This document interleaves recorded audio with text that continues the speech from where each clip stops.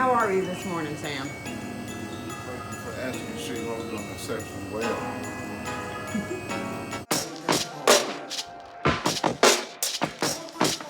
Yeah.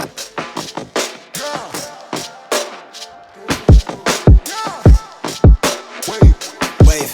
Yeah. I swear they never really understand me. I need a comment like I need a Grammy. She laced the flow with her designer panties. Yeah, we eating plenty, check the pantry. From the sound waves to the rebel lines, from the tattered bridges to expensive dishes. Now we eating ends with these new beginnings. Yet to sign a major for the bankroll, but thank the Lord that it dies in penitentiary. Night sky, but my inside is empty. Mighty flashy with a bird's eye. Scribble gems to get my pockets lined till I get arthritis. All right, it's Christmas time and people like to give gifts. People like to receive gifts too. I like to receive gifts. But what about a Peloton bike? If you've seen the Peloton commercial, wait, we're just gonna break it down and go through it. Okay, you ready? Yes. Now. A Peloton? Okay, you got that. You saw the same thing I saw, right? The guy is like, he said so little, like I don't even remember what he said now. Okay, so the husband says, okay, ready now. She has her eyes like covered, closed. It's Christmas. She's coming down to get this surprise gift that he has for her, because Christmas gifts are usually a surprise, right? Yeah. So, 3 words, and add in the context of the commercial, and all of a sudden there's a whole lot of hype about whether or not this commercial is sexist. And well, it just kind of didn't start off that way for me. Everybody has their own opinion, but let's look at this further. Let's break this down further. Maybe there's more to it than just those 3 words. Apparently there's more to it than just three words. A Peloton? Okay, so a bit of surprise there. Not much going on. We're generally surprised when we open Christmas presents, right? Even birthday presents. Even just presents. Give it up for our first time ride. All right, first ride. I'm a little nervous, but excited. Okay, so you'll have to excuse my neighbor. My neighbor is doing, I guess, some yard work. There's something going on with that. So she says she's nervous. It's her first ride. So, I mean, do you remember like when you first got on a bike? The very first time you were a little nervous, right? Anytime we start anything new, we have expectations. There may be goals that we have. And so, of course we might be a little nervous about something different that we're going to try. If you're growing, then you're trying new things, and you might be a little nervous about those new things, right? Yeah, just a little. Let's do this. 5 days in a row. You surprised? I am. Do you know how many things I've tried to do and could not do it 5 days in a row? So yeah, to be able to check a box and say I did something for 5 days in a row, trying something new, doing it for 5 days in a row, it doesn't sound like an accomplishment, but ask yourself how many times you have said, hey, I'm gonna start doing this, and by day 3, you don't wanna do it anymore, or you're like, I don't have time for this, or you're like, I don't even like this. You know, there are so many things, I don't even make it to day 5. So, hey, I'm gonna give myself like kudos for that. Check the box on that. I made it 5 days. Yeah. 6 a.m. Yay. Rising with the sun. So one of the comments that I read actually said something about the husband making her get up at 6 a.m. I haven't seen anything yet that tells me that the husband was the one who told her to get up at 6 a.m. I've been trying to figure that one out. I mean, I read that and I was just sort of like, did we watch the same video? Because I didn't see that. I saw her in the bed saying like 6 a.m. Yeah. And you know what? If she wants to get up at 6 a.m., great. Again, this is just a commercial though, you know? I get up way earlier than 6:30. During the week, I get up at like 4:30. I'm at the gym by 5. On the weekends, I try to be up by like 5 or 5:30 at the latest. Nobody's pushing me to do that. I do that because I want to do that. There are plenty of people who get up early to exercise. And 6 o'clock, for me, I mean, early is this subjective relative term, right? It means something different to everybody. But I just didn't see this part in here where her husband was making her get up at 6. That was one of the comments I actually read in one of the articles that was calling this commercial sexist. Y'all, the guy ain't showed up. I don't see him in the commercial. That was totally worth it. Let's go, Grace in Boston. 50 rides. She just said my name. A year ago, I didn't realize how much this would change me. Thank you. This holiday, give the gift of Peloton. So there have been some articles, there has been so much commentary on this. The newspaper articles, Twitter, all sorts of people are commenting on social media. You have Fox News, CNN. Everybody's got something to say about this. Let's hear what these women have to say. I get what you're saying. However, when I watched the commercial, it made me uncomfortable. She said it made her uncomfortable. Okay, you know, we're going to validate people's feelings here. This is how it made her feel. Commercials can make us feel a lot of different kinds of ways. That's the whole point. Marketers are trying to get you to feel something, because if you feel something, then maybe you will act on it. They're hoping, though, that you will act on it and do what they want you to do, which is go out and buy the bike. But we're talking about some uncomfortableness here, so let's see where she's going with this. Mainly because, I don't know, to me, they just look really obsessive about, losing the weight. All right, so let me get this straight. She's uncomfortable because they look obsessive. She's uncomfortable because they look like they're obsessed with fitness. So this is a 30-second commercial. It's supposed to be talking about over a year. So over a year, she's been getting up at 6 in the morning to get on her Peloton to work out. That just doesn't seem like obsessive to me. Generally, if you listen to physicians, they will say, hey, you should try to strive for 30 minutes of exercise every day. So she just did that, and you're saying they look obsessive. I don't get it. I think there's a whole lot being read into that just, I just don't get it. When did exercising every day become obsessive? If somebody said, you know what, I can't leave my house until I get in 2 hours on my Peloton, and then I have to do yoga after that, and even when I come back home, I just feel like I have to then go run 5 miles. I might start to feel like that person was obsessive. Again, this is another one of those relative terms, but when you take that into the context of what your doctors are saying, yeah, you should strive for it. Get out there and get 20 to 30 minutes every day, some exercise, move. And here is a commercial that's sort of setting you up to say, hey, here's a year long. I got on my Peloton every day. And somehow that's now obsessive. And somebody else feels uncomfortable because a commercial is portraying what we've been told we should sort of be doing in our own way, right? In our own way. But that's now obsessive. About, losing the weight. She's sitting on the couch, like, watching, her journey. Like, oh my God, I was really nervous. Look at me on the bike. Okay, it's just hard for me to even comment on what I just watched. I'm trying to think of how to respond to that, because when you have health and fitness goals for yourself, you feel good when you accomplish them. I mean, you feel really good about that. And so I'm going to tell you now my own story. And I had participated in 2 half marathons. And for both of those, I came in at like 2:01 something. And I didn't really train like I should have. I didn't do a lot of things. I call myself, yeah, I'm training for a half marathon.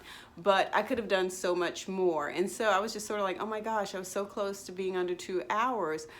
And so I said, I'm going to do this one more time. I'm going to set this goal for myself. I'm going to finish in under 2 hours. So that was a personal goal that I had for myself.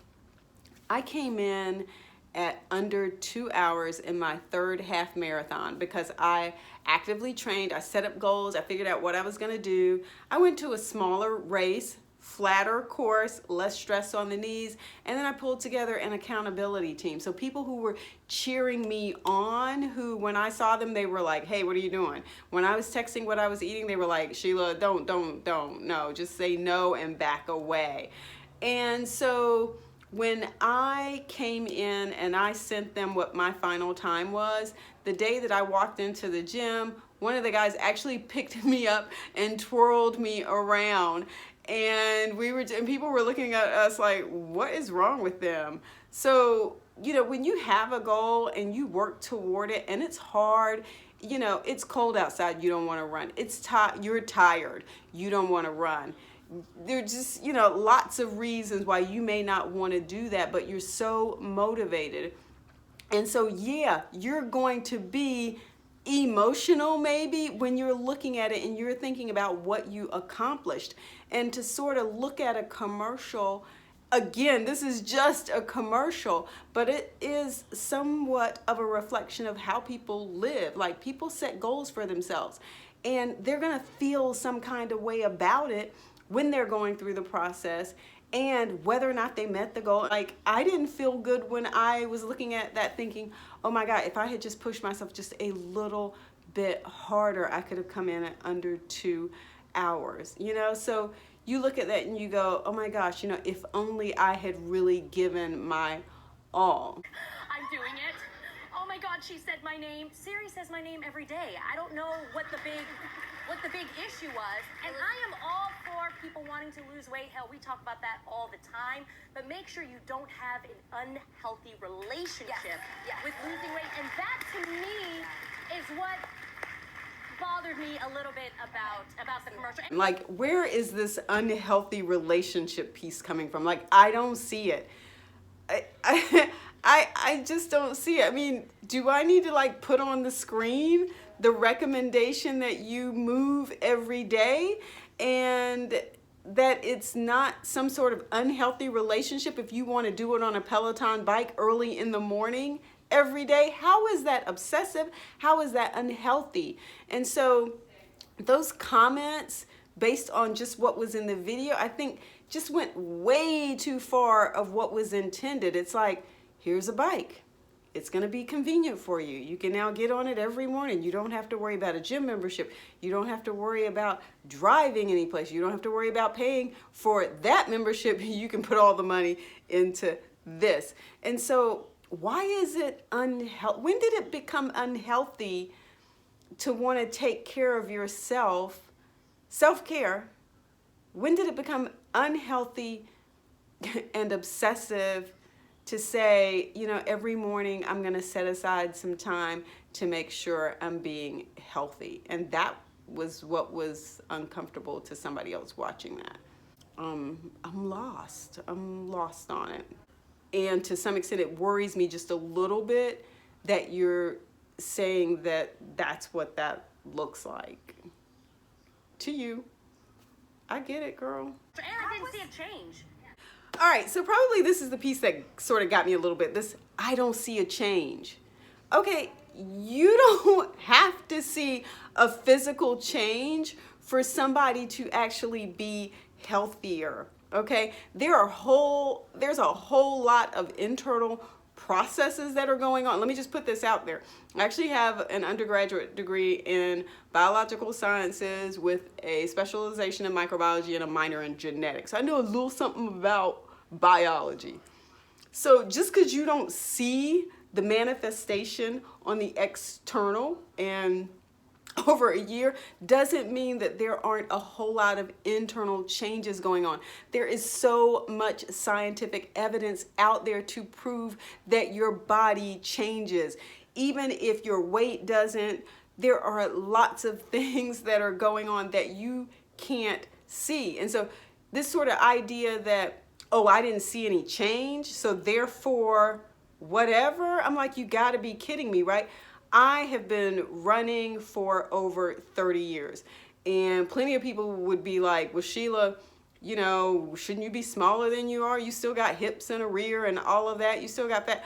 oh yeah, I do, but my heart is probably healthier with me getting in some exercise most days of the week, right? If I stopped, what did I just say about that doctor saying getting in something, moving, being physically active, just active?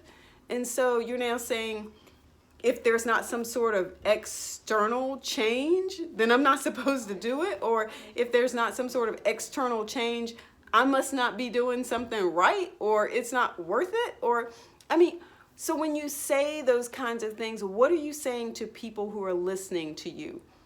Oh, it's only worth you working out if you look different. Think about what that means, what that says to women, because, you know, people are saying this is sexist. And so you're saying, yeah, but I didn't see any change. Oh my gosh, like, I'm just gonna stop there. That particular comment probably rubbed me the wrong way the most. Yeah, it did. And then there's this on Twitter, right? Vlogging from 116 pounds to 112 pounds. That's not the only thing fitness is about. Fitness is not just about the numbers on the scale. It's not just about how you look. There is so much more to it, people. Really? Don't do that. I got a question. Yes, go ahead. So do you think the Peloton Christmas Bike Commercial is sexist? No. The woman asked her husband for a gift, and she got a gift that she wanted. That's right. The last piece I'm going to talk about is her facial expression. So then it was called strange, right? Oh, there's this strange commercial. I'm not sure. Maybe they were talking about the commercial being strange. Anyway, then they get into it's her facial expression. So then she's then like saying, oh, it's my fault. I was carrying all this fear and doing the acting and that sort of thing. And nobody stops to think, well, a writer somewhere wrote this whole ad, and yet you guys are jumping on the actress, you're jumping on the actor, and what about the writers that wrote it and the person who approved it? But in any case, let's get back to her facial expression, okay? And so, people have had comments, you just saw one, about, oh, she's just, people really? So here's the deal. If you're a woman, especially a woman who looks like me, woman of color, if you're a woman and you're, carrying a lot of emotion, then you're hysterical, you're too passionate, you're too emotional about something. And so there she was doing the acting that she was hired to do, and she's getting criticized for, oh my gosh, I'm starting something new, for being, for trying to portray what someone's emotions might really be like.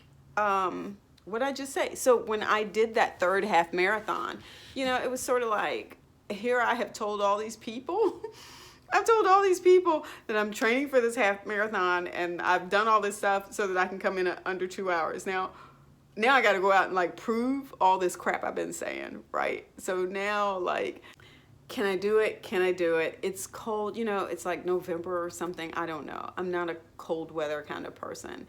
And, so sure, I had my concerns about whether or not I could do it, There are plenty of things I've done in my life where there's been emotion behind it that didn't necessarily get manifested externally, but that didn't mean it wasn't there. And so, to sort of say and criticize women for actually showing emotion when we're saying, oh, well, you can be yourself, be your authentic self. Oh, we love women. We're your allies. We're here with you, sisters. Okay, y'all don't really mean that. Because if you meant it, then there wouldn't have been all of this conversation about how, she was making comments about, I don't know about this, because we feel like that all the time, and guys feel like that too. Lots of people feel fear, they feel concern, they feel anxiety, and yet what you're basically saying is, I'm not going to allow you to feel that. You need to be emotionless. You need to have less passion. You need to be able to come across, you know, like you're having a conversation like you're a robot. Unfortunately, we are humans. We are not robots. Which brings me back to, remember a few years back when there was the whole RBF thing that was going on, and you had certain people who were totally told, oh, yes, you know, can't you smile? And this was one of those things that was directed toward women. Can't you smile more? You look upset. You look angry. Why do you look so moody? Can you smile? Like, what are you mad about? Can you smile? Oh my gosh, you're so upset. Can you smile? Can you smile more? I'm like, I take tons of pictures where, I mean, I don't know, I don't smile sometimes. And so there was the whole RBF thing. And you had, oh, well, Queen Elizabeth, she was diagnosed with it. Anna Kendrick, Kristen Stewart. And then they even threw Kanye in there and said, hey, men can have that look too. But you know, in most cases, they were talking about women. So we go from, oh, you can't be showing all of this fear and concern on your face to, oh, but can you smile? I'm just like, really? Can you be quiet? And start telling me what my face needs to look like? So yeah, so anytime we're trying anything new, there's gonna be like some sort of feeling about it. So, you know, in the end, this was just a commercial. It was just a commercial. But the fact that so many people jumped on it and tried to call it sexist, when I'm trying to think, the guy said, what, 3 or 4 words in the very beginning, and then at the end, he's sitting on the sofa with her. He's not saying anything else. He didn't tell her she was fat. He didn't tell her she was ugly. He didn't even behave. Like, you didn't see him again until he was on the sofa. Yet people were reading all of this stuff into it, you know? Oh, why do women have to be a certain size? I didn't see that anywhere. We were watching the same commercial. It's too much. It's too, if people want to exercise, let them exercise. If they want to feel some way about it on their face, oh my God, you should see some of my pictures of me at the gym when I'm like doing stuff. I'm like, oh my gosh, I do not want to have to do this. Or I'm going to try. You know, and so, yeah, when you're trying stuff, it's just, you're killing me. It's just a commercial. I didn't think there was anything sexist about it. Somebody wants a bike for Christmas. I will take a Peloton bike. Give me that Peloton bike for Christmas, and I will forever be your friend. I said the last drink was the last drink. You make it hard to leave. We're telling secrets in the dark while drinking whiskey neat. I would fall in a second if you let me, 'cause you're all that I want. Could you let me in? The last drink was the last drink, but I don't wanna leave. I wanna get closer, don't want this night to be over. Wanna get closer, it's not over yet. We could go back to my place, 'cause I don't wanna waste no precious time. So let's go back to my place. If it's only for tonight, let's make it count. I love it, how your touch feels. I love it, how you look at me in my place. No, I don't wanna waste no precious time.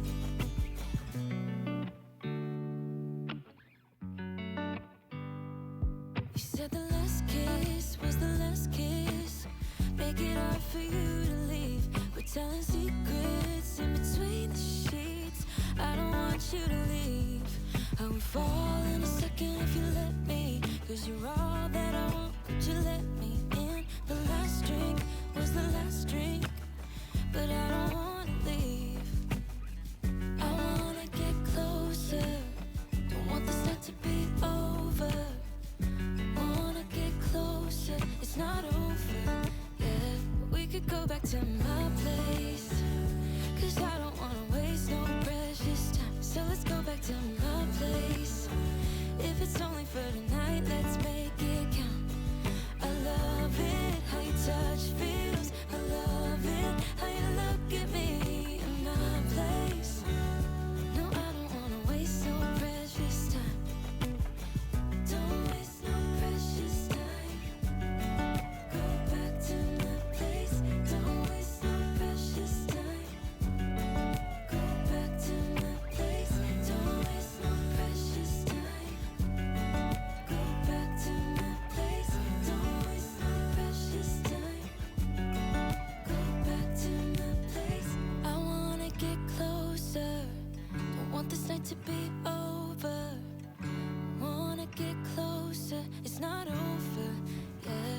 could go back to my place, 'cause I don't wanna waste no precious time. So let's go back to my place.